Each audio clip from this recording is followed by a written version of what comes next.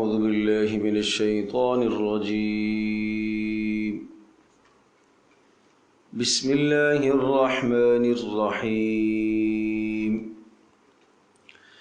قالت يا أيها الملأ أفتوني في أمري ما كنت قاطعة أمرا حتى تشهدون قالوا نحن أولو قوة وأولو بأس شديد والأمر إليك فانظري ماذا تأمرين قالت إن الملوك إذا دخلوا قرية أفسدوها وجعلوا أعزة أهلها أذلة وكذلك يفعلون وإني مرسلة إليهم بهدية فناظرة بما يرجع المرسلون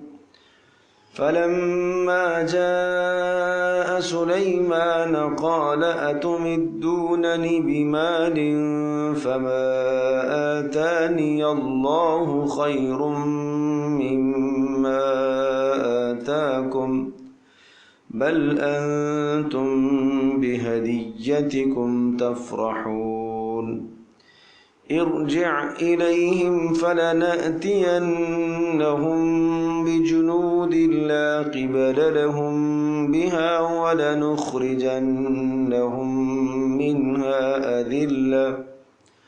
ولنخرجنهم منها أذلة وهم صاغرون قال يا أيها الملأ أيكم يأتيني بعرشها قبل أن يأتوني مسلمين قال عفريت من الجن أنا آتيك به قبل أن تقوم من مقامك وإني عليه لقوي أمين قال الذي عنده علم من الكتاب أنا آتيك به قبل أن يرتد إليك طرفك فلما رآه مستقرا عنده قال هذا من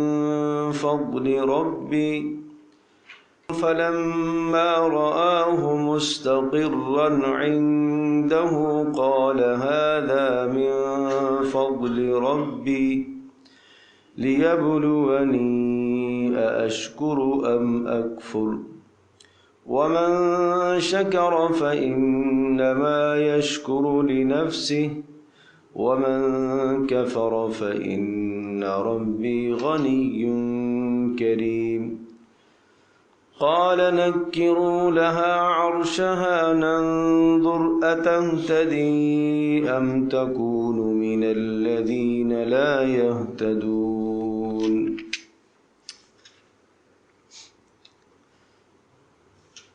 सूरत नमल आयत नंबर 32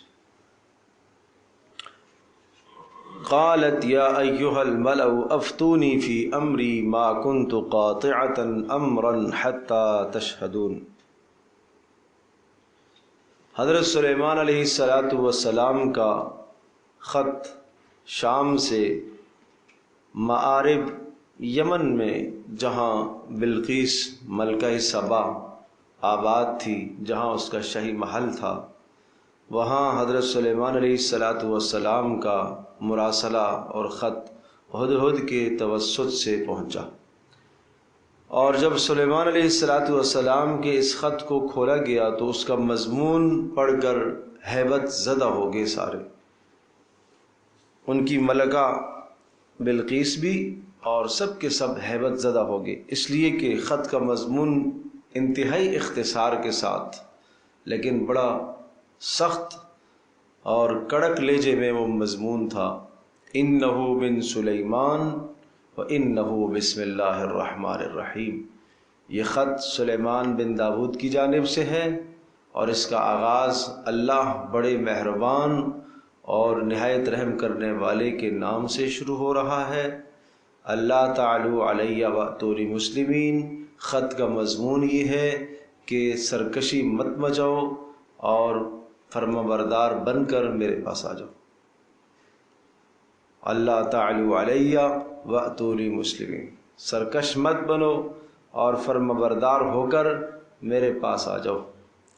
اللہ پاک کے حکم سے ہی یہ سب کچھ ظاہر ہے۔ انبیاء علیہ الصلاۃ والسلام کے تمام یہ مراحل وہ اللہ تبارک و تعالیٰ کی ایما اور اللہ تبارک و تعالیٰ کے اشارے پر اور وحی کے ذریعے سے طے پاتے ہیں۔ تو حضرت سلیمان علیہ الصلاۃ والسلام کا یہ خط یقیناً اللہ تبارک و تعالیٰ کے اشارے اور اللہ کی وحی سے تھا۔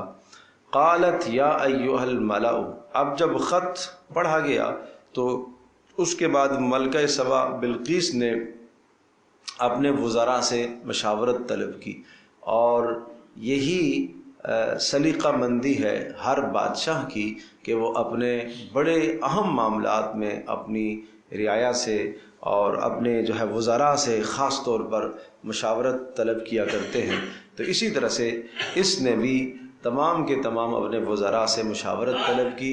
قالت، کہنے لگی، یا ایھا الملأ، اے میرے درباریوں، اے میرے دربار والوں، اراکین سلطنت، اے میرے وزراء، افتونی، مجھے فتویٰ دو، فتویٰ دو، مشورہ دو، فی امری، میرے اس معاملے میں کہ جو خط میرے پاس آیا ہے اس معاملے میں فتویٰ دو۔ ما کنت قاطعۃ امرا حتی تشہدون، میں ما کنت قاطعۃ، میں کوئی فیصلہ قطعی اور یقینی فیصلہ نہیں کرتی جب تک حتی تشہدونی، جب تک تم سب کے سب میرے پاس موجود نہ ہوں اور جب تک تم سے رائے طلب نہ کر لوں کسی اہم معاملے کے متعلق میں کوئی فیصلہ نہیں کرتی۔ تو معلوم یہ چلا کہ یہی اختیار کرنا چاہیے ہر انسان کو، ہر سربراہ کو، کہ وہ اہم معاملات میں اپنے ماتحتوں سے مشاورت کیا کرے، اہم معاملات میں اپنے ماتحتوں سے مشاورت رکھے، اسی میں فلاح اور اسی میں کامیابی ہے۔ پیارے پیغمبر صلی اللہ تعالیٰ علیہ وسلم کی جو امت ہے، اس امت کی ایک خاص خصوصیت ہے کہ ان کے باہمی معاملات مشاورت سے طے ہوتے ہیں۔ پیارے پیغمبر صلی اللہ تعالیٰ علیہ وسلم از خود صاحب وحی ہیں، اس کے باوجود بھی اللہ تبارک و تعالیٰ نے رسول اکرم صلی اللہ تعالیٰ علیہ وسلم کو حکم فرمایا، فَبِمَا رَحْمَةٍ مِّنَ اللَّهِ لِنتَ لَهُمْ، اللہ کی مہربانی ہے کہ اللہ نے آپ کو نرم بنایا۔ وَلَوْ كُنْتَ فَظًّا غَلِيظَ الْقَلْبِ، اگر آپ زبان کے سخت ہوتے، دل کے سخت ہوتے تو یہ سب کے سب آپ کے آس پاس سے بھاگ جاتے، کوئی بھی آپ کے ارد گرد نہ ٹھہرتا۔ لہٰذا پھر ارشاد فرمایا، فَاعْفُ عَنْهُمْ، آپ درگزر کرتے رہیے، آپ ان کو معاف کریں، اور وَاسْتَغْفِرْ لَهُمْ، اور ان کے لیے آپ اپنے پاک پروردگار سے ان کے گناہوں کی معافی اور مغفرت بھی طلب کرتے رہیے، اور وَشَاوِرْهُمْ فِي الْأَمْرِ، اور معاملات میں ان کو شریک کرتے رہیے، مشاورت میں شریک کرتے رہیے۔ یہ سربراہ کی 3 ذمہ داریاں سمجھائی، بڑی اہم ذمہ داریاں ہیں۔ ایک یہ کہ ماتحت ہمیشہ غلطیاں کرتے رہیں گے، فاعف عنہم، مخلص ہیں آپ کے ماتحت ہیں تو آپ درگزر کرتے رہیں۔ یہ ہر گھر کے سربراہ کی بھی ضرورت ہے یہ کہ ان 3 باتوں کو وہ مد نظر رکھے کہ اس سربراہ کے ماتحت کون ہے، بیوی ہے، بچے ہیں، چھوٹے ہیں، بڑے ہیں، جو گھر کے اندر رہنے والے ہیں، جو بھی ماتحت ہے، ان سے غلطیاں ہوتی رہے گی۔ تو فرمایا فاعف عنہم، درگزر کیجیے، واستغفر لہم، اور دوسرا کام یہ کرے کہ اللہ تبارک تعالیٰ سے ان کے لیے معافی طلب کرتے رہے، جو انہوں نے غلطی کی ہے اس غلطی پر معافی طلب کرے۔ بیٹا غلطی کر بیٹھتا ہے، باپ کو چاہیے کہ اپنے بیٹی کے لیے استغفار کرے۔ بیٹی غلطی کر بیٹھتی ہے، ماں کو چاہیے کہ اپنی بیٹی کے لیے اللہ پاک سے استغفار کرے کہ اللہ اسے معاف فرما۔ باپ دعا کرے اللہ اسے معاف فرما، اس لیے کہ باپ کی دعا، ماں کی دعا اولاد کے لیے رد نہیں ہوتی، وہ ہر حال میں قبول ہوتی ہے۔ اور پھر مزید ان کو قریب کرنے کے لیے کیا کہا، وَشَاوِرْهُمْ فِي الْأَمْرِ، حالانکہ رسول پاک صلی اللہ تعالی علیہ وسلم صاحب وحی ہیں، آپ مشاورت نہ بھی کریں تو کوئی ضرورت نہیں ہے۔ اللہ تبارک و تعالی نے پیارے پیغمبر صلی اللہ تعالی وسلم کو اتنی فہم اور اتنی سمجھ اور بلند درجے کی فہم اور سمجھ اللہ پاک نے عطا فرمائی ہے، اور پھر صاحب وحی ہیں، لیکن اس کے باوجود بھی معاملات مشاورت سے ہوتے ہیں۔ اور مشورے میں بڑی بھلائی ہے، بڑی خیر ہے، بہت بڑی بھلائیاں مشاورت میں۔ مشورہ کس کو کہتے ہیں؟ مشورہ کہا جاتا ہے مختلف آراء کو جمع کر لینا۔ مشورہ شورا سے ہے، اور شورا سورہ ایک قرآن مقدس میں پوری سورت ہے، سورہ شورا۔ اس کا بھی نام سورہ شورا اسی لیے رکھا گیا ہے، اس میں بھی مشورے کی بات آئی ہے، وَأَمْرُهُمْ شُورَى بَيْنَهُمْ، کہ صحابہ کے باہمی معاملات مشاورت سے طے پایا کرتے تھے۔ اور شورا کس کو کہتے ہیں؟ شہد کے چھتے سے شہد نکال کے صاف کرنا۔ تو مشورے کو مشورہ اس لیے کہا جاتا ہے کہ مختلف آراء خلط ملط ہوتی ہیں، مشاورت سے ایک رائے پر اتفاق ہوتا ہے۔ 10 آراء آدمی ہیں، 10 آراء آئی ہے، 10 لوگوں کی 10 رائے ہیں، ہر ایک کی الگ الگ سوچ ہے، الگ الگ رائے ہے، وہ انتشار ہے، اختلاف ہے، اس اختلاف اور انتشار کو یکجا کرنا، جمع کرنا، متحد کرنا، ایک رائے پر سب کو تیار کرنا، اس کا نام ہے مشورہ۔ تو یہ سربراہ کا کام ہے کہ ایک رائے پر پھر وہ سب کو تیار کرے۔ قال یا ایھا الملأ افتونی فی امری، تو کہنے لگی ای افتونی فی امری، مجھے فتویٰ دو، ما کنت قاطعۃ، ما کنت، میں کوئی معاملہ نہیں طے کرتی قطعی اور یقینی، حتی تشہدونی، جب تک تم حاضر نہ ہو، تشہدون جب تک تم گواہ نہ ہو، مطلب یہ کہ مشورہ نہ دو۔ قالوا، اب قوم کا جواب سنیے گا اور پھر اس کی سمجھداری دیکھیے گا۔ قالو، قوم کہنے لگی، یعنی درباری کہنے لگے، نحن اولو قوت، پہلی بات تو یہ ہے کہ ہم بڑے طاقتور لوگ ہیں، ہمارے پاس اسباب حرب، لڑائی اور جنگ کے سارے اسباب موجود ہیں۔ نحن اولو قوت، ہم طاقتور لوگ ہیں، جفاکش اور محنتی لوگ ہیں، واولو بأس شدید، اور سخت لڑاکو بھی لوگ ہیں۔ مطلب ہے کہ ہمارے مزاجوں میں اور ہماری گٹھی کے اندر لڑائی پڑی ہوئی ہے، لہٰذا کوئی بات نہیں ہے۔ نحن اولو قوت، ظاہری جسمانی اعتبار سے بھی ہمیں طاقت حاصل ہے، واولو باس شدید، اسلحہ کے اعتبار سے بھی ہمیں بہت فراوانی حاصل ہے۔ یعنی لڑنے کے لیے آدمی کا جسمانی ہونا، طاقتور ہونا وہ بھی ضروری ہے، اور دوسرا آدمی کے پاس اس وقت کا اسلحہ اور ہتھیار ہونا بھی ضروری ہے۔ تو ان دونوں باتوں کے اندر ہم مکمل ہیں، یہ دونوں باتیں اعلیٰ درجے کی موجود ہیں۔ اب والامر الیک، اب معاملہ آپ کے سپرد ہے، تیرے سپرد ہے۔ فانظری ماذا تأمرین، دیکھو فانظری ماذا تأمرین، ماتحتوں کو چاہیے کہ وہ معاملہ سربراہ کے سپرد کر دیں کہ ہماری رائے تو یہ ہے، باقی فیصلہ آپ پر ہے۔ اپنی رائے پر اصرار نہیں ہوا کرتا، نہیں یوں ہی کر رہے ہیں جیسے میں نے کہا ایسے ہونا چاہیے، یہ کون سا مشورہ ہوا بھائی، یہ تو حکم ہوا۔ گھر کے اندر عورت رائے دے اور فیصلے کا اختیار کس کے پاس ہے؟ مرد کے پاس ہے، عورت کے پاس نہیں ہے۔ ہاں عورت رائے دے، یہاں پہ دیکھیے گا الفاظ میں غور کیجئے، والامر الیک، معاملہ آپ کے سپرد ہے، ہم نے رائے دے دی ہے کہ جنگ کریں، ہم سلیمان کے ساتھ جنگ کرتے ہیں، اس لیے کہ ہم طاقتور بھی ہیں اور ہمارے پاس اسلحہ اور اسباب و سامان بھی موجود ہیں۔ ہماری رائے تو یہ ہے کہ ہم جنگ کریں، باقی فیصلہ آپ سوچ سمجھ کے کیجئے گا، ہم نے رائے دے دی ہے۔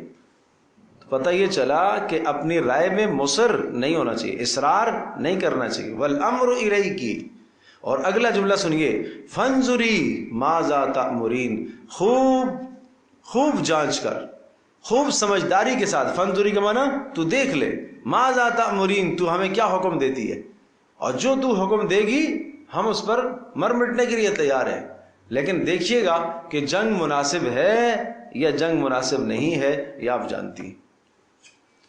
بات سمجھے نہیں سمجھے؟ تو یہ ہے مشاورت، اس چیز کا نام ہے۔ ایک ایک جملہ جو ہے نا ہمارے لیے بڑا سبق ہے۔ قالت،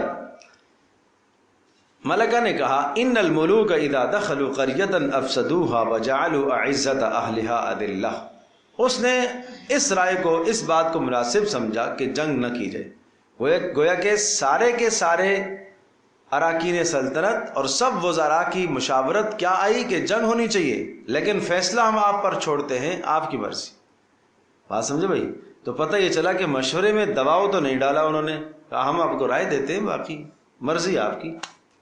تو یہ بھی ضروری نہیں ہے کہ جمہوریت جس طرف ہو اس کو لے لیا جائے۔ سب کہہ رہے ہیں کہ لڑائی ہو، چلو جی لڑائی کر لیتے، نہیں، سب ایک طرف ہیں۔ اگر حق دوسری طرف ہے تو آدمی حق بات کو دیکھے۔ بات سمجھے بھائی؟ حق بات کو دیکھے، درست بات کو دیکھے نا۔ تو اسی طرح سے کہنے لگی ٹھیک ہے، ان الملوک، آپ نے رائے تو دے دی، لیکن بادشاہ لوگ، ان الملوک اذا دخلوا قریۃ، ظاہر ہے وہ بادشاہ ہے، سلیمان کے پاس سلطنت ہے۔ بادشاہ اذا دخلوا قریۃ، جب کسی بستی میں گھس جاتے ہیں، داخل ہوتے ہیں، افسدوها، تہ و بالا کر دیتے ہیں، اس کو زیر و زبر کر دیتے ہیں، نیچے کا اوپر، اوپر کا نیچے کر دیتے، تباہی مچا دیتے ہیں، فساد مچتا ہے۔ پھر ظاہر ہے جنگ ہوتی ہے تو کیا ہوتا ہے؟ فساد مچتا ہے پھر۔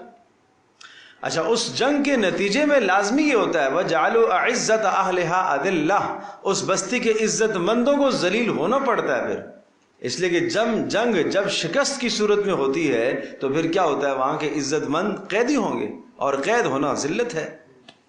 وَجَعَلُوا أَعِزَّةَ أَهْلِهَا أَذِلَّةً، اور یہ بادشاہ لوگ کر دیتے ہیں وہاں کے عزت والوں کو ذلیل۔ وَكَذَلِكَ يَفْعَلُونَ، اور ایسا ہی ہوا کرتا ہے۔ اب یہاں ایک جملہ ذہن نشین فرمائیے، وَكَذَلِكَ يَفْعَلُونَ کا معنی ایسا ہی کرتے ہیں، یہ لوگ ایسا ہی کرتے ہیں۔ یہ بیچ میں اس کو کہا جاتا ہے ادخال الہی، یعنی اللہ تبارک و تعالیٰ نے ارشاد فرمایا وَكَذَلِكَ يَفْعَلُونَ، ہاں ایسا ہی کرتے ہیں، ایسا ہی ہوتا ہے۔ تو پتہ یہ چلا کہ اس کی بات جو درست ہے، اس کے درست بات کی تصدیق بھی فرما دی کہ ہاں ایسا ہی ہوتا ہے۔ جب جنگ ہوتی ہے تو جنگ کے نتیجے میں پھر کیا ہوتا ہے؟ لازمی تہ و بالا اور ملک کا نظام تباہ ہوتا ہے، اور جو ہے وہ ترقیاں جو ہے وہ انسان کی رک جاتی ہیں۔ وَإِنِّي مُرْسِلَةٌ إِلَيْهِمْ بِهَدِيَّةٍ فَنَاظِرَةٌ بِمَ يَرْجِعُ الْمُرْسَلِينَ، تو تمام وزراء کی رائے آئی کہ جنگ کرنے کے لیے ہم تیار ہیں، اور ساتھ ساتھ یہ بھی کہا کہ سوچ سمجھ کر فیصلہ کرنا، کل کوئی معاملہ ہو جائے تو ہم ذمہ دار نہیں ہیں، سوچ سمجھ کے فیصلہ کرنا۔ تو اب معاملہ بین ہو گیا، بیچ میں آ گیا کہ کیا کیا جائے، جنگ کی جائے یا نہ کی جائے۔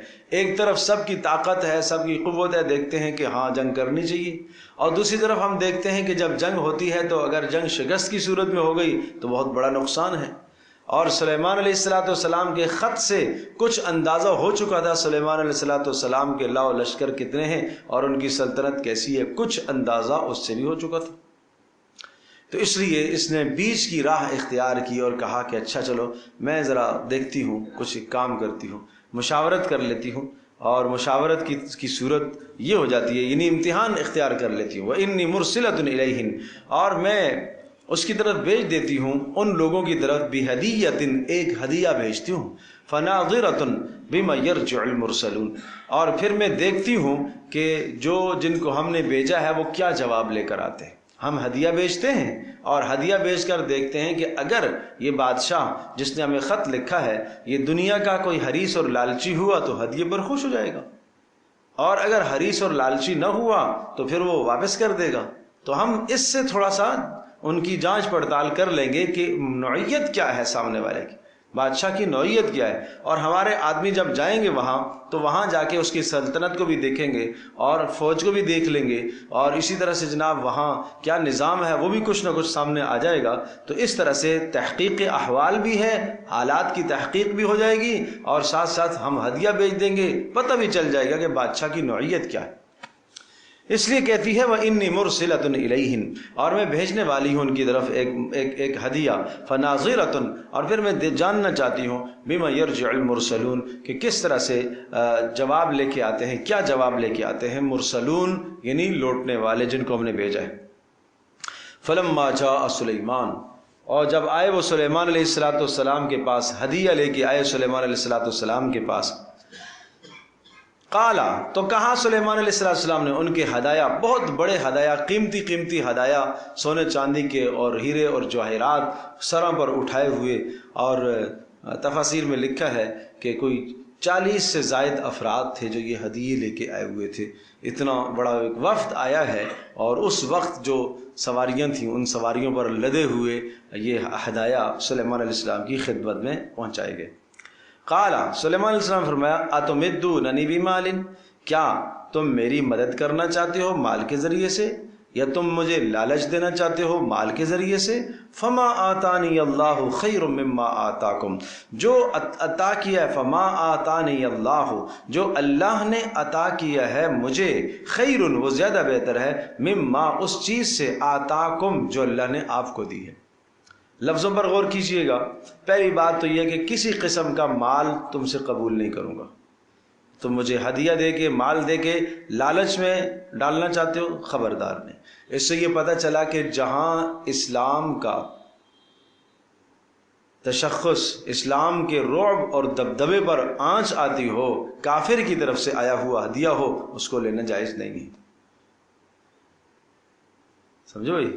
اس لیے کہ دینے والے کے ذہن میں کیا ہے؟ آپ کو خریدنا ہے، طمع ہے، دنیاوی غرض کے لیے ہوتا ہے. ہدیہ خالص ہدیہ اس کو کہتے ہیں بغیر کسی غرض کے جو دیا جائے. ہدیہ بغیر کسی غرض کے دیا جائے. سمجھے بھائی؟ یہاں تک کہ حضرت مولانا اشرف علی تھانوی صاحب نور اللہ مرقدہ ارشاد فرماتے ہیں کہ ہدیہ دیتے وقت ثواب کی نیت بھی نہیں کرے. ہدیہ دیتے وقت ثواب کی نیت کرتے ہوئے اگر آپ دیں گے وہ تو صدقہ کہلاتا ہے، وہ تو صدقہ ہے. اور صدقے کا مستحق وہ فقیر ہے. ہدیہ آپ اپنے اقربا کو دیتے ہیں، اپنے اعزاء کو دیتے ہیں، دوست و احباب کو دیتے ہیں، برابر والوں کو دیتے ہیں. یہ ہدیہ ہے، یہ گفٹ ہے، تحفہ ہے. یہ صرف اور صرف بطیب قلب، اگلے کے دل کو خوش کرنے کی نیت سے دیا جاتا ہے، صرف محبت بڑھانے کی نیت سے دیا جاتا ہے. جیسے حدیث میں آتا ہے کہ ہدیہ دو، اس سے محبتیں بڑھتی ہیں. لیکن اگر ہدیہ کسی لالچ کی بنیاد پر دیا جائے، میرا کام اس آدمی سے متعلق ہے، میں اس کو ہدیہ دوں تاکہ یہ میرا کام کر دے، تو یہ تو اس کا ہم نے نام تو ہدیہ دیا ہے لیکن ہے رشوت، اس لیے کہ وہ کام اس کی ذمہ داری ہے. تو اس لیے بھائی فرق کرنے کی ضرورت ہے. ہدیے اور صدقے میں فرق کیا کرو. ہدیہ کس کو کہا جاتا ہے؟ تو یہ ہے ہدیہ. اور بسا اوقات بڑوں کو جو دیا جاتا ہے، اپنے سے عمر میں بڑے ہیں، احترام میں بڑے ہیں، اس کو پھر نذرانہ آپ کہہ سکتے ہیں، وہ زیادہ عزت والا لفظ ہے. وہ پھر اگر وہ بڑا قبول کرے تو میری سعادت ہے، اس نے مجھ سے یہ ہدیہ قبول کر لیا تو یہ میرے لیے سعادت ہے، اس کو اس ہدیے کی ضرورت نہیں. ٹھیک ہے جی. ہاں جب ہدیہ آپ کو کوئی دیتا ہے تو ہدیے کا اصول یہ سمجھایا کہ ہدیہ جب آپ کو دے تو آپ کسی نہ کسی درجے میں اس ہدیے کا بدل دے دیا کریں، اور اگر کوئی شے دینے کے لیے نہ ہو تو آپ جزاک اللہ خیرہ کہہ دیا کریں. اور جس نے جزاک اللہ خیرہ کہہ دیا اس نے گویا کہ ہدیے کا مکمل بدل دے دیا. ٹھیک ہے نا؟ یہ پیارے اصول ہے. اور ہدیے میں خالص نیت کیا ہے؟ مسلمان کے دل کو خوش کرنا اور محبت بڑھانا، کہ ہدیہ دینے سے محبت بڑھتی ہے، بس اس کے علاوہ کوئی نیت نہ ہو. ظاہر ہے جب آپ نے یہ نیت کی، محبت بڑھنے کی نیت کی، بڑھانے کی نیت کی، مسلمان کا دل خوش کرنے کی نیت کی، تو اس پر ثواب تو آپ کو ملے گا. کیوں نہیں ملے گا؟ کہ ایک مسلمان کا جی آپ نے خوش کیا، جیسے کہ حدیث میں آتا ہے کہ جس شخص نے میرے کسی امتی کا دل خوش کیا اس نے میرا خوش کیا، اور جس نے میرا دل خوش کیا اس نے اللہ کو خوش کیا، اللہ کو راضی کیا. اس کتنی بڑی بات ہے. تو اس لیے ہدیے کے اصول کو سمجھنا چاہیے. تو ایسے مواقع پر جہاں پر کوئی حرص اور طمع دی جا رہی ہو اور آپ کو لالچ دی جا رہی ہو اور کوئی غرض آپ سے پوری کرنا مقصد ہو، وہاں پھر ہدیہ نہ لیا جائے. اس لیے ہمارے اکابر بزرگوں کا ایک معمول دیکھا گیا ہے، پڑھا ہے، کہ وہ عام طور پر اجنبیوں سے ہدایہ قبول نہیں کیا کرتے تھے. اس لیے کہ ہدیہ تو ہوتا ہے نا محبت بڑھانے کے لیے. تو مجھے تو نہیں معلوم کہ آپ کون ہیں. سمجھے بھائی؟ وإني مرسلة إليهم بهدية فناظرة بما يرجع المرسلون فلما جاء سليمان قال أتمدونني بمال فما آتاني الله خير مما آتاكم. سلیمان علیہ السلام کے پاس جب ہدیے آئے اور یہ لوگ ہدایہ لے کے آئے، قالا سلیمان علیہ السلام نے ارشاد فرمایا اتمدوننی بمال فما آتانی اللہ، تم مجھے حرص دیتے ہو ایسے مال کے ساتھ، تم مجھے حرص دیتے ہو. فما آتانی اللہ خیر مما آتاکم، جو اللہ نے مجھے دیا ہے وہ تم سے بہتر ہے. اور پھر سنیے گا، جو اللہ نے مجھے دیا ہے، اللہ نے مجھے دیا ہے، سمجھ رہے نا بات؟ نسبت اللہ کی طرف کی جا رہی ہے. یہ نہیں کہا جو کچھ میرے پاس ہے وہ تمہارے سے زیادہ بہتر ہے. ہم تو یہ کہتے ہیں نا. سبحان اللہ، نبی نبی ہوتا ہے، نبی نبی ہوتا ہے. کتنی سلجھی ہوئی گفتگو ہے نبی کی، کتنا سلجھا ہوا کلام ہے نبی کا. قربان جاؤں انبیاء علیہ الصلوۃ والسلام کی ذکاوت اور ان کی ذہانت اور ان کی فطانت اور سمجھداری پر. قال اتمدوننی بمال فما آتا، جو اللہ نے مجھے دیا ہے، اللہ نے مجھے دیا. اللہ کی عظمت، اللہ کے جلال کو مقدم رکھا. جو اللہ نے مجھے دیا ہے وہ بہتر ہے اس سے جو تمہیں دیا. بل انتم بہدیتکم تفرحون، بل انتم بہدیتکم تفرحون، جاؤ تم خوش ہو جاؤ اپنے ہدیوں سے، مجھے نہیں چاہیے تمہاری ہدیہ. بل انتم، بلکہ تم لوگ ہی، بہدیتکم، اپنے ہدیوں کے ذریعے سے، تفرحون، کیا ہو جاؤ؟ خوش. لو اپنے ہدیے، تمہیں مبارک ہو. باقی میرا پیغام جا کے دے دینا ملکہ کو اور وزراء کو. یہ قاصدوں سے کہا کیا؟ ارجع الیہم، جاؤ ان کے پاس.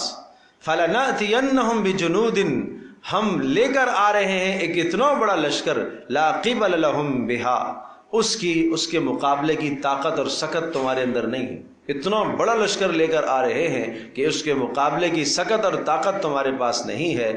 اور وَلَنُخْرِجَنَّهُمْ مِنْهَا أَذِلَّةً، اور ہم نکالیں گے وہاں سے، اس بستی سے یا اس علاقے سے، اس ملک سے، أَذِلَّةً، ہاں ان کو ذلیل کر کے نکالیں گے. وَهُمْ صَاغِرُونَ، اور اس طرح سے نکالیں گے کہ وہ قیدی اور مطیع بن کر آئیں گے ہمارے پاس.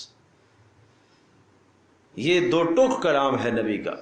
کوئی لیت و لعل سے کام نہیں لیا کہ یوں ہو جائے گا تو یہ ہو جائے گا، تو یوں کر لیتے ہیں تو یہ کر لیتے ہیں. نہیں، صاف ستھرا کلام ہے جو بالکل صاف ستھرا ہے.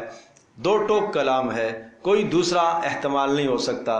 اس کی یہ بھی توجیہ ہو سکتی ہے، یہ بھی پھر تجزیہ نگار توجیحات نکالتے ہیں، پھر یہ بھی ہو سکتا ہے، پھر یہ بھی ہو سکتا ہے. حالات کا تجزیہ کرتے ہیں، پھر سلیمان یہ بھی کر سکتے ہیں. نہیں، کوئی تجزیے کی یہاں پر ضرورت نہیں ہے. صاف صاف پیغام ہے کہ اتنا بڑا لشکر لے کر آ رہا ہوں کہ اس لشکر کی مقابلہ تم نہیں کر سکو گے. وَلَنُخْرِجَنَّهُمْ مِنْهَا أَذِلَّةً، اور وہاں سے جو ہے ذلیل کر کے میں ان لوگوں کو نکالوں گا. اور اس لیے کہ مسلمان نہیں ہیں، اللہ کو چھوڑ کر غیروں کی بندگی کرتے ہیں، تو ایسا کا تو حشر یہی ہونا چاہیے. پیغام پہنچا دینے کے بعد، پیغام پہنچنے کے بعد، جب تمہیں پیغام مل گیا پیغمبر حضرت سلیمان علیہ السلام کی رسالت کا، تمہیں پیغام نبوت کا پہنچ گیا تمہارے پاس، تو اس کے بعد اب اگر تم نہیں آتے ہو تو پھر تمہارے لیے جنگ ہے. قتال و جہاد کا حکم ہے. قال یا ایھا الملأ،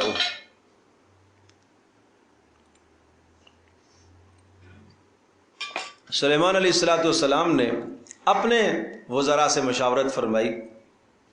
قالا، کہا، یا ایھا الملأ، اے میرے درباریوں، ایکم یاتینی بعرشہا، اس کا تخت کون لے کر آئے گا؟ پتہ چلا تھا ہدہد کے ذریعے سے، جنات کے ذریعے سے، قاصدوں کے ذریعے سے کہ ملکہ سبا کا تخت بہت بڑا تخت ہے اور وہ سونے اور چاندی سے اور ہیرے اور جواہرات سے جڑا ہوا ہے اور بہت قیمتی اور بہت بڑا. تو سلیمان علیہ السلام نے فرمایا اچھا. ادھر سے سلیمان علیہ السلام کا جب یہ پیغام قاصد لے کر گئے کہ یہ پیغام دیا ہے اس سلیمان نے، اور وہ یوں کہہ رہے ہیں کہ اتنا بڑا لشکر لے کر آؤں گا کہ جس کا مقابلہ تم نہیں کر سکو گے. قرآن صرف اور صرف اختصار کے ساتھ مقصودی اجزاء کو ذکر کرتا ہے.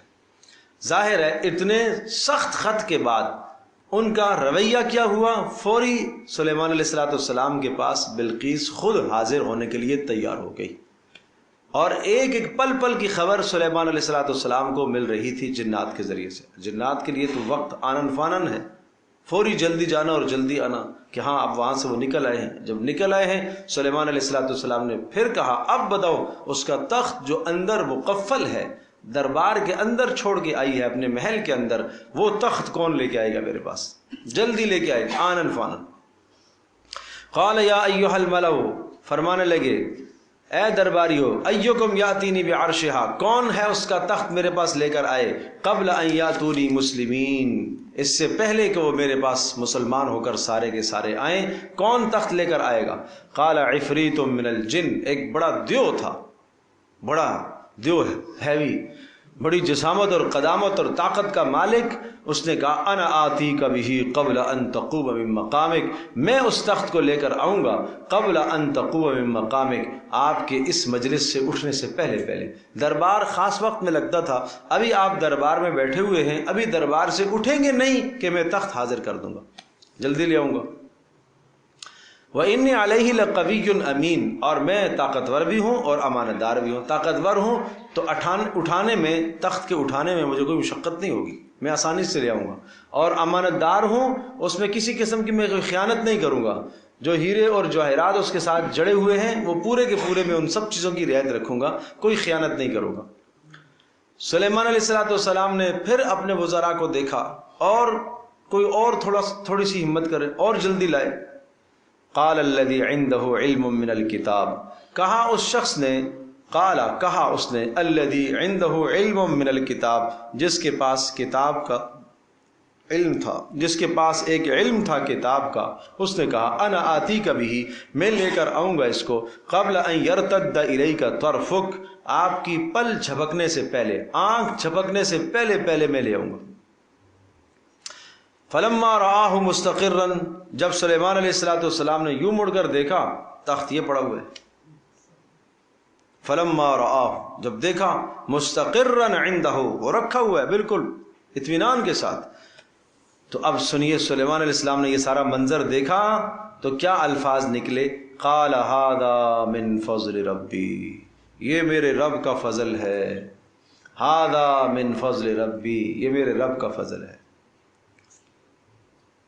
یہ میرے کا فضل ہے۔ ٹھیک ہے نا، اللہ پاک نے کوئی چیز دی ہے، نعمت نوازی ہے، ہم بھی ایک کتبے پر لگا کر رکھتے ہیں گھر کے سامنے، ھذا من فضل ربی، اور اگلے جملے کو بھی دیکھو، اس کو بھی لکھا کرو، لیبلونی ااشکر ام اکفر، یہ میرے رب کا فضل ہے، اس لیے وہ آزمانا چاہتا ہے کہ میں شکر گزار بننا چاہوں گا یا ناشکرا، یہ میرے رب کا امتحان ہے۔ اتنا بڑا تخت آنن فانن یہاں آ جانا، اور ایسی سلطنت کا مل جانا کہ جنات بھی میرے قبضے میں ہیں، انسان بھی، جنات بھی، حیوانات بھی، چرند پرند درند، یہ سب کچھ یہ میرے رب کا فضل ہے۔ اللہ اکبر، اللہ اکبر۔ اس کو کہتے ہیں پیغمبروں کی گفتگو، نبیوں کی گفتگو ایسے ہوتی ہے، بار بار اللہ کی طرف، اللہ کی طرف، ہر بات اللہ کی طرف لوٹا رہے ہیں، یہ میرے رب کا فضل، یہ میرے رب کا فضل ہے، ھذا من فضل ربی۔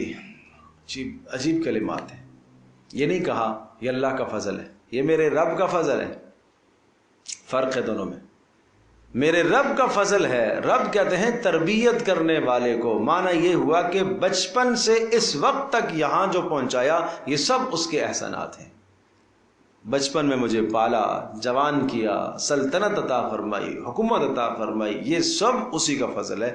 لفظ رب سے پوری ماضی کی ساری زندگی کی طرف اشارہ کر دیا، ھذا من فضل ربی، یہ میرے رب کا فضل ہے۔ تو بھائی ہم بھی اسی طرح سے کہا کریں، یہ میرے رب کا فضل ہے، یہ میرے رب کا فضل ہے، لیکن اگلی بات بھی مد نظر رکھا کریں، لیبلونی ااشکر ام اکفر، میرا رب آزمانا چاہتا ہے کہ میں شکر گزار بنوں گا یا ناشکرا بنوں گا، یہ آزمائش ہے اللہ کی۔ ومن شکر فانما یشکر لنفسہ، اور جو شکر کرے گا کس کے لیے شکر کرے گا؟ اپنے لیے کرے گا، شکر کا فائدہ اپنی ذات کا ہے۔ ومن کفر فإن ربی غنی کریم، اور جو ناشکری کرے گا، سن لو میرا پروردگار غنی ہے، اس کو کسی کی ضرورت نہیں ہے، اور وہ عزتوں والا ہے، کوئی عزت نہ بھی کرے، عزت کا گیت نہ بھی گائے، جب بھی اللہ تبارک و تعالیٰ عزتوں والا ہے، اور اللہ تبارک و تعالیٰ کو تمہاری بندگی کی کوئی ضرورت نہیں ہے۔ بات سمجھ میں آئی بھائی؟ اب یہاں ایک بات ذہن نشین فرمائیے، یہ کون تھا جس نے سلیمان علیہ السلام کا تخت آنن فانن لا کر حاضر کر دیا؟ اس میں مفسرین نے کئی اقوال لکھے ہیں۔ علامہ رازی رحمۃ اللہ علیہ نے اپنی تفسیر میں ایک قول یہ لکھا ہے کہ یہ حضرت جبریل علیہ السلام تھے، وہ آنن فانن تخت لے آئے۔ قال الذی عنده علم من الکتاب، کہ وہ شخص جس کے پاس کتاب کا علم تھا، یعنی جو کتب سماویہ کو بھی جانتے تھے اور اسم اعظم کی طاقت ان کے پاس تھی، اللہ تبارک و تعالیٰ کے اسماء مبارکہ کا علم ان کو حاصل تھا کہ جن اسماء کے ذریعے سے جو مدد مانگی جائے وہ فوری کی فوری ملتی ہے۔ ایک قول تو یہ۔ دوسرا قول یہ لکھا ہے کہ اس سے شاید حضرت سلیمان علیہ السلام خود ہوں، اور سلیمان علیہ السلام خود اگر ہیں تو ان کا معجزہ ہے۔ نبی کا معجزہ ایسا ہی ہوتا ہے، اور معجزہ اسی کو کہتے ہیں کہ کوئی خارق للعادہ عام آدمی وہ کام نہ کر سکے، نبی اس کام کو بغیر کسی سبب کے کر کے دکھا دے، اس کو کیا کہتے ہیں؟ معجزہ۔ اور تیسرا قول لکھا ہے کہ اس سے مراد حضرت سلیمان علیہ السلام کا ایک وزیر تھا، اس کا نام تھا آصف بن برخیہ، کہ اس سے مراد آصف بن برخیہ ہے، اس کے پاس بھی کتاب کا علم یعنی گزشتہ کتب سماویہ کا علم رکھتا تھا، اور ساتھ ساتھ یہ بھی کہ اللہ تبارک و تعالیٰ کے اسماء حسنہ کا علم اسے حاصل تھا، وہ اسماء حسنہ جن میں اسم اعظم بھی ہے، کہ وہ اسم اعظم پڑھ کر آدمی جو دعا کرتا ہے وہ قبول ہوتی ہے۔ اگر آصف بن برخیہ لے کر آئے تو پھر یہ ان کی کرامت ہے، سلیمان علیہ السلام کی صحبت اور برکت سے یہ اللہ پاک نے ان کو کرامت عطا فرمائی تھی، اور اگر سلیمان علیہ السلام خود لے کر آئے تو پھر یہ معجزہ ہے۔ بہرحال واللہ اعلم بالصواب، قرآن صرف یہ کہتا ہے کہ کہاں اس نے جس کے پاس کتاب کا علم تھا کہ میں اس تخت کو لے کر آؤں گا پل جھپکنے سے پہلے پہلے۔ بات سمجھے بھائی؟ قال نکروا لها عرشها، اب یہ بات تو سلیمان علیہ السلام کو خبر مل رہی تھی کہ بلقیس وہ ملکہ سبا یمن سے نکل چکی ہے اور یہاں پر شام میں آ رہی ہے حضرت سلیمان علیہ السلام کے پاس۔ سلیمان علیہ السلام نے اپنے یہاں وزراء سے یہ کہا نکروا لها عرشها، یہ امتحان مقصود تھا اس کا بلقیس کا، اس کی ذہانت جاننا مقصود تھی کہ کس پائے کی عورت ہے اور کس پائے کی ملکہ ہے، معنی یہ کہ ذہنی صلاحیت اس میں کتنی ہے۔ قال نکرو، بات سمجھنے کی استطاعت اس میں کتنی ہے، یہ سب باتیں آپ کہہ سکتے ہیں کہ امتحان تھا کہ دیکھتے ہیں کہ وہ بات سمجھ سکے گی یا نہیں بات، یعنی اس کے ساتھ دین کی بات سمجھانا مطلب ہے کہ وہ سمجھنے کی صلاحیت بھی رکھتی ہے یا نہیں، سمجھے بھائی؟ قال نکروا لها عرشها، تو کہا کہ اس کے تخت کو تھوڑا سا بدل دو، نکرو بدل دو، اس کو تغیر کر دو تھوڑا سا اس میں، دیکھتے ہیں ننظر ہم دیکھیں گے اتہتدی ام تکون من الذین لا یہتدون، کہ کیا ام تکون من الذین لا یہتدون، کہ کیا دیکھتے ہیں کہ وہ پہچان لیتی ہے، اتہتدی کیا وہ ہدایت پر پہنچتی ہے، کس معاملے میں؟ اپنے تخت کے معاملے میں، ام تکون من الذین لا یہتدون، یا وہ ان لوگوں میں سے ہے کہ جو ہدایت نہیں پاتے۔ معنی یہ کہ ہم تھوڑا سا اس کی ذہانت کا امتحان لینا چاہتے ہیں، جانچنا چاہتے ہیں کہ اس کس درجے کی مالکہ ہے اور کیسی اس کی ذہانت ہے، کیا بات کو سمجھنے کی صلاحیت اس کے پاس ہے، ہدایت کو قبول کرنے کی صلاحیت اس کے پاس ہے کہ نہیں۔ یہ تخت تھوڑا سا تغیر کرا دیا گیا، اس میں جو ہیرے اور جواہرات جو جڑے ہوئے تھے وہ دائیں سے بائیں بائیں سے دائیں اس طرح سے تبدیل کر دیے گئے۔ فلما جاءت قیل ہاکذا عرشک، اب یہ امتحان یوں ہوا، فلما جاءت جب وہ پہنچ آئی تو قیلا کہا گیا اس سے، کس نے کہا؟ خادموں نے کہا، ہاکذا عرشک، کیا آپ کا تخت اس طرح کا ہے، آپ کا تخت اس طرح کا ہے۔ قالت کأنہ ہو، اس نے کہا گویا یہ تو وہی ہے، گویا کہ وہ وہی ہے۔ یقینی اور حتمی نہیں کہا، اس لیے کہ وہ جس تصور اور خیال میں اپنے اندر وہاں محل کے اندر اسے بند کر کے آئی تھی، تصور نہیں تھا کہ یہاں سے کوئی نکال سکے گا، تو اس تصور کو سوچتی ہے کہ کتنی حفاظت اور نگہداشت میں چھوڑ کر آئی ہوں، تو تصور بھی نہیں ہو سکتا کہ وہاں سے کوئی لائے گا، لیکن دیکھنے میں تو وہی لگتا ہے، تو اس لیے کہنے لگی قالت کأنہ ہو، گویا کہ وہی ہے، اسی جیسا ہے۔ وَأُوتِينَا الْعِلْمَ مِنْ قَبْلِهَا وَكُنَّا مُسْلِمِينَ، اور پھر کہنے لگی وَأُوتِينَ الْعِلْمَ کہ ہاں ہمیں بتا دیا گیا تھا، ہمیں علم دے دیا گیا تھا، من قبلها اس تخت کے آنے سے پہلے پہلے اتنی بات کا اندازہ ہمیں ہو گیا تھا کہ سلیمان عام آدمی نہیں ہے، بہت بڑی طاقت کا مالک ہے۔ وَكُنَّا مُسْلِمِينَ اور ہم پہلے سے جھک چکے تھے، فرما بردار ہو چکے تھے سلیمان کے، ہمیں پتہ تھا کہ سلیمان یہ کوئی عام آدمی نہیں ہے۔ ہدایہ کا واپس کرنا وہاں سے ہمیں اندازہ ہو گیا، اور اس کی گفت و شنید جو ہمارے تک پہنچائی گئی ہے، اس کا خط پہنچایا گیا، ان تمام باتوں سے ہمیں اندازہ ہوا کہ سلیمان کوئی عام انسان نہیں ہے بلکہ یہ اللہ کا نبی ہے۔ قالت کأنہ ہو وأوتینا العلم من قبلها اور کہنے لگی کہ مجھے اس سے پہلے بتا دیا گیا تھا کہ وکنا مسلمین، اور اس تخت کے آنے سے اور ہم منقاد ہو گئے تھے، اور ہم گویا کہ سلیمان کی اس سلطنت کو مان چکے ہیں۔ وَصَدَّهَا مَا كَانَتْ تَعْبُدُ مِن دُونِ اللَّهِ اب یہاں سنیے، وَصَدَّهَا اور اس کو روکا، یعنی اگر وہ پہلے سے مان چکی تھی اور سلیمان علیہ السلام کی سلطنت کا اعتراف کر چکی تھی تو پہلے کیوں نہیں آئی؟ کہا وَصَدَّهَا مَا كَانَتْ تَعْبُدُ مِن دُونِ اللَّهِ، اس کو روکے رکھا ان تمام کی تمام چیزوں نے جن کی وہ بندگی کرتی تھی اللہ کے سوا، یعنی وہ جو باطل نظریے پر قائم تھی، اس باطل نظریے نے اسے سلیمان علیہ السلام کے پاس آنے نہیں دیا پہلے۔ بات سمجھے بھائی؟ ظاہر ہے کوئی آدمی کسی باطل نظریے پر قائم ہوتا ہے اور اس کے ماننے والے اور اس کے ماتحت بھی سینکڑوں اور ہزاروں اور لاکھوں کی تعداد میں لوگ ہوتے ہیں، تو اسے خدشہ اپنی اس اقتدار کا ہوتا ہے کہ اگر میں حق دوسری جانب جو ہے اس کو اگر میں تسلیم کروں تو یہ میری ساری کی ساری سلطنت کیا ہے، چلی جائے گی۔ تو اس لیے کہا وَصَدَّهَا مَا كَانَتْ تَعْبُدُ مِن دُونِ اللَّهِ کہ اس کو روک کے رکھا تھا، مَا كَانَتْ تَعْبُدُ مِن دُونِ اللَّهِ ان تمام چیزوں نے جن کی یہ اللہ کے سوا بندگی کرتی تھی، ان تمام نظریات نے اس کو سلیمان علیہ السلام کے پاس پہلے سے آنے سے روکے رکھا۔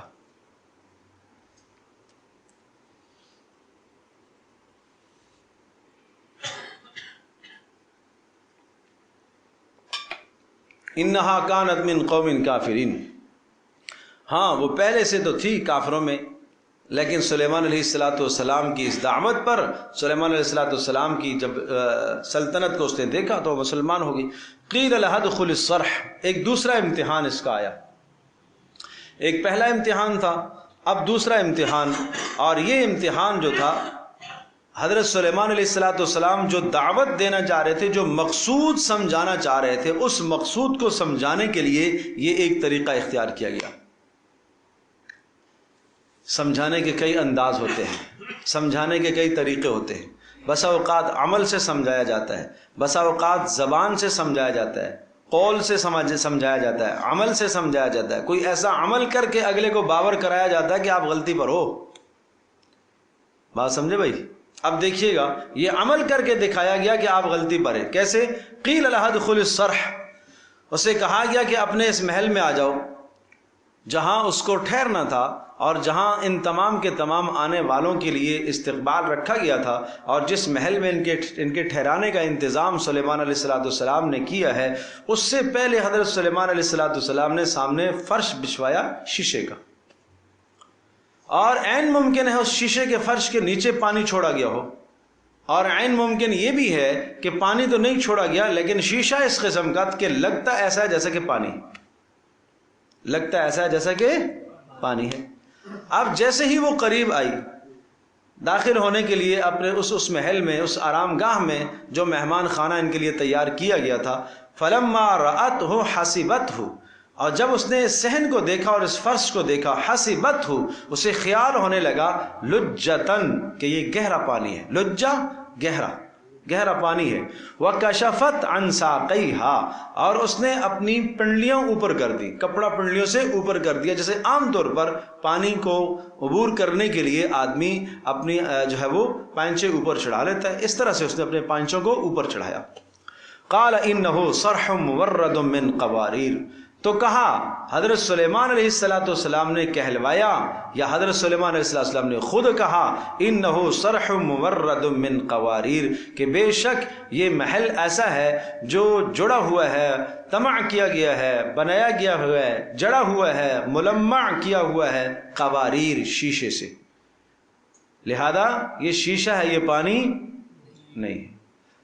سلیمان علیہ السلام نے یہ ایک دعوت دی ہے، ایک بہت بڑی بات سمجھائی ہے کہ جس طرح سے یہ فرش دیکھ کر آپ کو دھوکہ لگا، کس کا؟ پانی کا۔ آپ کو پانی کا دھوکہ لگا کہ یہ پانی ہے، جبکہ یہ پانی نہیں ہے۔ یہ چمک دمک آپ نے جو دیکھی ہے فرش کی، آپ اس کو پانی گمان کر رہی ہو۔ اسی طرح سے سورج کی چمک دمک دیکھ کر آپ کو اس کو الہ سمجھ بیٹھی ہو، یہ غلط ہے۔ بات سمجھے بھائی؟ یہ مقصود سمجھانا تھا کہ یہ سورج کی پوجا کرتے تھے۔ پیچھے ہدہد کی تقریر آپ سن چکے ہیں کہ یہ سورج کی چمک دمک جو آپ کو نظر آتی ہے، ان بڑے بڑے سیاروں کی اور بڑے بڑے جناب ان جسامت اور قدامت کے مالک جو اللہ پاک کی مخلوقات ہیں، ان کی جو آپ کو یہ وضاحت نظر آ رہی ہے اور ان کی رونق اور چمک دمک جو نظر آ رہی ہے، اور یہ چمک دمک سمجھ کر تم ان کو الہ سمجھ بیٹھی ہو، حالانکہ چمک دمک پیچھے اللہ تبارک تعالیٰ ان کو عطا کر رہا ہے۔ جس طرح سے یہاں پانی، یہ شیشے کو پانی سمجھ کر تمہیں غلطی لگی ہے، اسی طرح سے وہاں سورج کو الہ سمجھ کر بھی تمہیں کیا غلطی لگی۔ یہ ایک دعوت کا اسلوب ہے۔ اس طرح سے سلیمان علیہ السلام نے سمجھایا عملاً۔ پھر اس نے فوری اقرار کر دیا۔ قالت رب انی ظلمت نفسی، اور فوری وہ کہنے لگی اے میرے پروردگار، انی ظلمت نفسی، ہاں میں نے اپنی جان پر ظلم کر دیا، انی ظلمت نفسی، میں نے اپنی جان پر ظلم کر دیا، واسلمت مع سلیمان، اور میں اسلام لے آئی ہوں سلیمان علیہ السلام کے ساتھ، میں نے مان لیا، للہ، اس پاک پروردگار کے لیے، رب العالمین، جو سارے جہانوں کا پالنے والا ہے، اس اللہ تبارک تعالیٰ کی بات کو میں نے مان لیا، لہذا اسلام لے۔ اب یہاں اور بہت سارے قصے، بہت ساری باتیں، بہت ساری من گڑت ہیں، ان تمام سے صرف نظر کی جائے، جو باتیں میں نے کہہ دی ہیں یہ ان آیات کے سمجھنے کے لیے کافی اور شافی۔ سلیمان علیہ السلام نے اسے کیوں کہا کہ پانچے اوپر کرو؟ سلیمان علیہ السلام نے ایسا کیوں کیا؟ سب باتوں کی طرف جانے کی ضرورت نہیں ہے۔ سلیمان علیہ السلام اللہ کے پیغمبر ہیں، اللہ کے نبی ہیں۔ ادنا سے ادنا شائبہ بھی کسی نبی کے ذہن میں، قلب میں، خیال میں، حاشیے میں نہیں آ سکتا کہ وہ کسی غیر محرم اور اجنبی عورت کے پانچے اوپر کروا کر اس کی پنڈلیوں کو دیکھے۔ سمجھے؟ جو اس قسم کے وسوسے یہاں آتے ہیں تو یہ جو ہے وہ انبیاء علیہ السلام کی علو شان سے اور مرتبت سے گویا کہ وہ ناواقف ہیں، اس لیے اس قسم کے سوالات ان کے ذہنوں میں آتے ہیں۔ یہ غلط بات ہے۔ نمبر 2، دوسری بات یہ بھی سمجھنے کی ہے کہ سلیمان علیہ السلام، یہاں میں نے پھر وہی بات عرض کی ہے کہ قرآن صرف صاف مقصودی بات کہتا ہے، غیر مقصودی اجزاء کو چھوڑ دیتا ہے۔ علامہ ابن کثیر رحمۃ اللہ علیہ کا مقولہ ہے، ابہموا ما ابہمہ اللہ، جس کو اللہ نے پوشیدہ رکھا اس کو پوشیدہ رہنے دو۔ اس بات کو ظاہر کرنے میں کوئی مصلحت نہیں تھی، اللہ نے نہیں ظاہر فرمائی۔ اس کے بعد بلقیس کہاں گئی؟ سلیمان علیہ السلام سے نکاح ہوا، ان سب باتوں کی بحث کرنے کی ضرورت نہیں ہے۔ اتنی بات قرآن بتا رہا ہے کہ سلیمان علیہ السلام ایک جلیل قدر پیغمبر، اور پیغمبر ہونے کے ساتھ ساتھ اللہ نے ان کو دنیا کا جاہ و جلال اور سلطنت اور بادشاہت بھی عطا فرمائی تھی۔ میں نے عرض کیا تھا کہ مقصود یہ ہے کہ اتنی بڑی بادشاہت کے ہوتے ہوئے بھی اللہ سے وہ غافل نہیں رہے، ہر لمحے انہوں نے اللہ کو یاد رکھا۔ تو اس لیے یہ حضرت سلیمان علیہ السلام کی بادشاہت کا تذکرہ آیا، اور ان کی جاہ و جلال کا تذکرہ آیا، اور ان کے دربار کے کچھ تذکرے آپ کے سامنے لائے گئے کہ کتنی بڑی سلطنت اللہ پاک نے ان کو دے رکھی تھی، اور کتنی بڑی طاقت اللہ پاک نے ان کو دے رکھی تھی۔ تو لہذا دنیا کی طاقتوں کو آپ دیکھ کر اللہ کو کبھی بھول نہ جانا، اللہ سے غافل نہ ہو جانا، یہ مقصود سمجھانا تھا۔ اس مقصود کے لیے، سمجھانے کے لیے جو باتیں تھیں وہ عرض کر دی گئی ہیں۔ باقی اس میں بہت زیادہ میں نے عرض کیا کہ تحقیقات میں جانے کی ضرورت نہیں ہے۔ وآخر دعوانا الحمدللہ رب العالمین، الحمدللہ رب العالمین، والصلاة والسلام علی سید الانبیاء والمرسلین وعلی آلہ وصحبہ امتی اجمعین۔ ربنا آتنا فی الدنیا حسنہ وفی الآخرۃ حسنہ وقنا عذاب النار۔ اللهم احسن عاقبتنا فی الامور کلها واجرنا من خزی الدنیا وعذاب الآخرہ۔ یا ارحم الراحمین ہماری اس مجلس کو قبول فرما۔ اے اللہ قرآن کا نور ہمارے سینوں میں پیدا فرما۔ اے اللہ اس کی نورانیت سے ہمارے دلوں کو مالا مال فرما۔ اے اللہ ہمارے گھروں کو مالا مال فرما۔ اے اللہ ہمیں قرآن سمجھ کر سیکھ کر پڑھنے کی توفیق عطا فرما۔ اے اللہ اس کی ہدایات پر عمل کرنے کی توفیق عطا فرما۔ اے ارحم الراحمین ہمارے تمام کے تمام معاملات سنت کے مطابق ہمیں ادا کرنے کی توفیق عطا فرما۔ اے اللہ شادی بیاہ کی تمام اعمال سنت کے مطابق کرنے کی توفیق عطا فرما۔ اے اللہ فضولیات سے، لغویات سے، رسومات سے تو ہم سب کی حفاظت فرما۔ اے اللہ اے ارحم الراحمین اے اللہ ہماری اس خوشی کو اپنی بارگاہ میں قبول فرما۔ اے اللہ عافیت والی زندگی عطا فرما۔ اے اللہ ہر شر سے اور اے اللہ ہر فتنے سے اے اللہ ان کی تو حفاظت فرما۔ اے اللہ اس جوڑے کی تو ہر شر اور فتنے سے تو حفاظت فرما۔ اے اللہ ہر نیکی کی راہ ان کو عطا فرما۔ اے اللہ ہر برائی سے تو ان کی حفاظت فرما۔ اے اللہ جو ماں باپ اپنی اولادوں کے سلسلے میں نکاحوں کے معاملے میں پریشان ہیں اے اللہ ان کی پریشانیاں دور فرما۔ اے اللہ والدین کو اچھے سے اچھے فیصلے کرنے کی توفیق عطا فرما۔ اے اللہ بہتر سے بہتر فیصلے کرنے کی توفیق عطا فرما۔ اس معاملے میں اے اللہ سنت کو رواج دینے کی توفیق عطا فرما۔ اے اللہ ہماری نشست کو قبول فرما۔ وصلی اللہ تعالی علی خیر خلق محمد وسلم۔